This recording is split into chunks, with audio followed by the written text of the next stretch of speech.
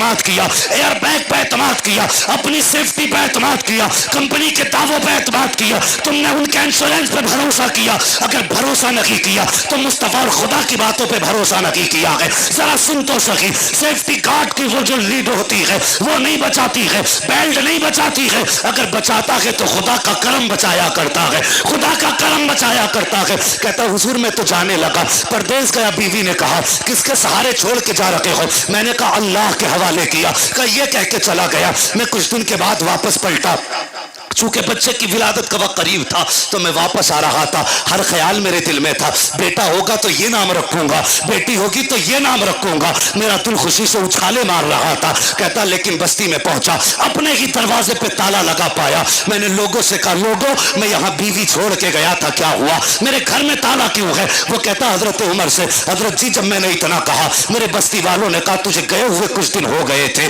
اللہ اکبر. کہا پھر؟ کہا 3 دن پہلے تیری بیوی کا انتقال ہو گیا, ہم نے تیری راہ تکی, تو نہیں آیا, مجبوری میں ہم نے اسے دفن کر دیا. کہا میرا بچہ؟ کہا تیرا بچہ تو بیوی کے پیٹ ہی میں تھا, اسی کی پیدائش کے درد سے تیری بیوی انتقال کر گئی.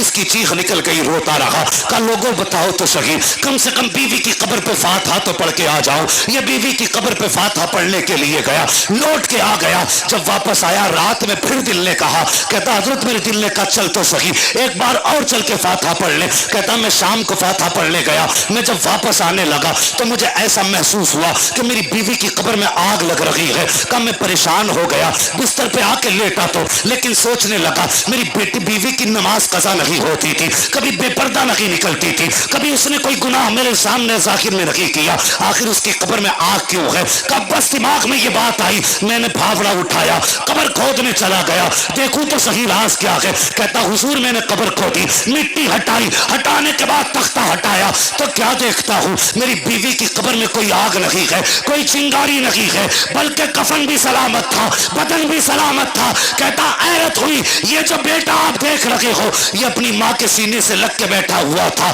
اس کے رونے کی آواز آئی, میں قبر میں اتر گیا, میں نے بچے کو گود میں اٹھایا, باہر نکلا, میں نے کہا واہ رے میرے مالک, یہ تیری قدرت ہے, تو نے قبر کے اندر بچا دیا بچہ. کہتے میں نے اتنا کہا, آواز آ رہی تھی, نادان بھول گیا جب تو گھر سے چلا تھا تو تیری بیوی نے کہا تھا اسے کس کے حوالے کر کے جا رہے ہو, تو نے کہا تھا خدا کے حوالے. رب نے کہا, آواز آئی, نادان صرف بچہ ہمارے حوالے کیا تھا, ہم زندہ لوٹا رہے ہیں, اگر بیوی ہمارے حوالے کر دیتا تو ہم بیوی بچہ دونوں تجھے زندہ واپس کر کے دیں. نعرہ تکبیر.